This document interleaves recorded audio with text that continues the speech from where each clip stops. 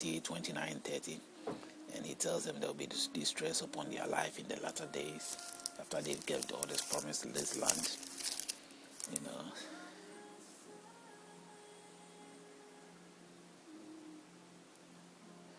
And he's still not, making them, pampering them with words that will reveal that he's not going to forget them, even though he will put them through all that. He will still be there for them, not just them, maybe the generation that will be coming, and he will not destroy them and all that. Clearly speaking English word. Now, if we have looked through the Deuteronomy, we know there is also the detailed revealing of the Ten Commandments in Deuteronomy 5, which is the Ten Commandments out there. You can tell from the very first one is this: and Moses called all the Israelites, and said to them, Hear, O Israel, the statutes and the judgments which I speak in you hearing today, that ye may learn them and be careful to observe them. The rules and regulations, that's the Ten Commandments. And in detailed, you can see it tells you all about it. I am the Lord your God, that brought you out of the land of Egypt, of the host of bondage. You shall have no other gods before me. He saved you from the land of Egypt. You have no right. You don't have to have any other gods before him. Of course, he saved your life, so you must give him that that respect and leadership. But I wonder, if he didn't take them there, who took them there? Is it really God speaking, or is it spirit? It still stands there for you to answer. I said, let God be God.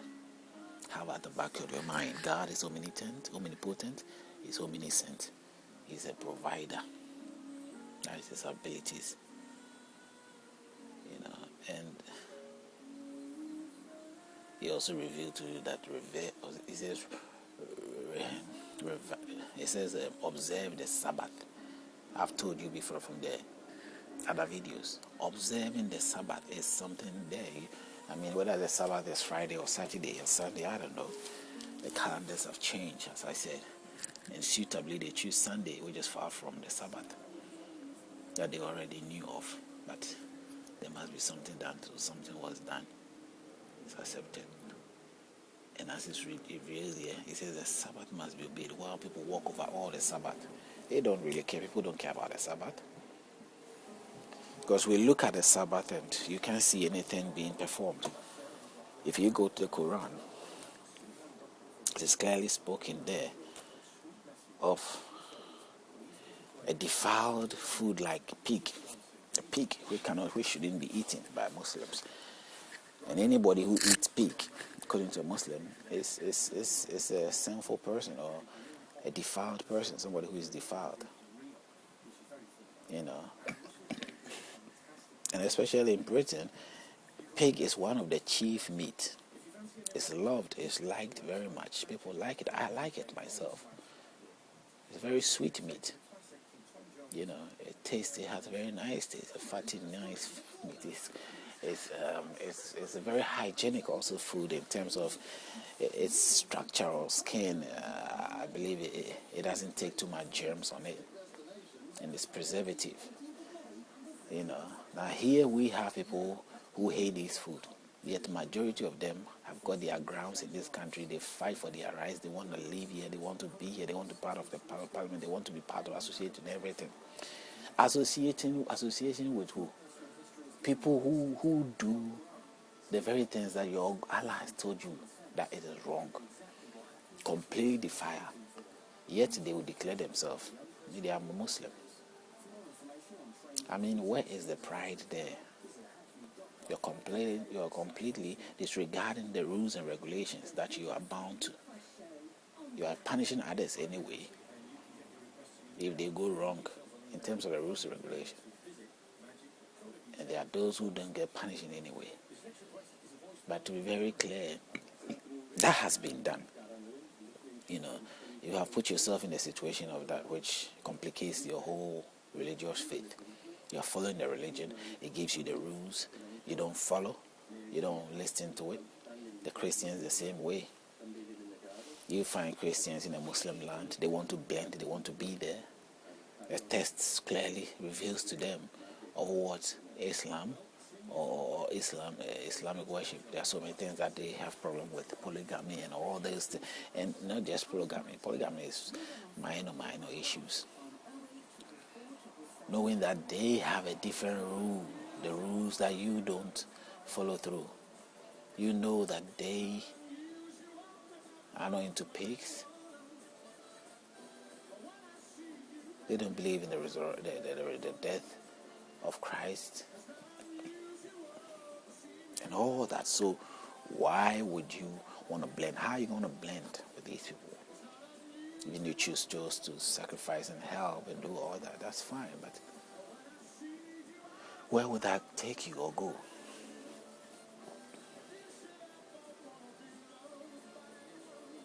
So it is something that needs to address, And if it was me, how I see it, that a Muslim or a Christian have no place in friendship or anything of that nature. And looking at the rules and the taboos there, I'm sure Muslims will not even have the desire or have any interest in this country or interest in countries like US or countries that are into pigs, especially even Ghana. Ghana eats a lot of pig, and the Nigerians eat a lot of pig and all that. I mean, a Muslim should not even live in such a land. If that Muslim wants to truly be a Muslim and a holy Muslim, follow Allah, you have to be associated even in that land. And you can imagine how you will be able to survive in life. But rather they stay within a campaign to change the people, to sort of let them understand that it's not good for them to eat. It's not good. They have ate it all this time. They were not poisoned. And you're saying it's not good. Why is it that it's not good?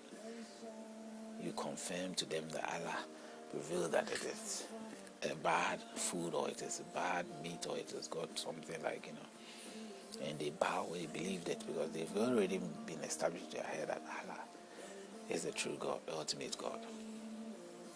Let us watch that. Listen carefully. You go on to Deuteronomy. Deuteronomy is telling you about all these things. Observe the Sabbath day and all those things. Christians don't observe the Sabbath day. They don't. Those who do, I don't know how well. The other things that they will not do also. They do the Sabbath, but they will not do other things. It's really crazy. We move on to Deuteronomy 24. It reveals that, and you said, surely the Lord our God has shown us his glory and his greatness, and we have heard his voice from the midst of the fire. We have seen this day that God speaks with man, yet he still lives. They also knew or believed that somehow if God also speaks to them, that person would die.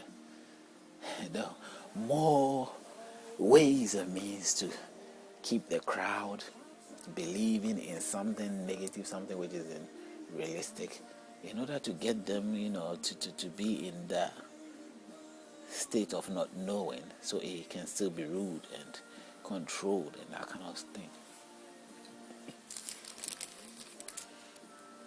In 6, we see it as a great commandment is sort of revealed. And if you go to 13, it says, you shall fear the Lord your God and serve him, and shall take oath in his name. Why would you? Fearing the God you serve and taking oath in his name. You can imagine. I don't know what you think of it, but if you listen to most of the time the videos, you will see where I'm thinking, what I'm thinking, or where my thoughts is about. You shall take oath in his name. No. And fear the Lord and serve him.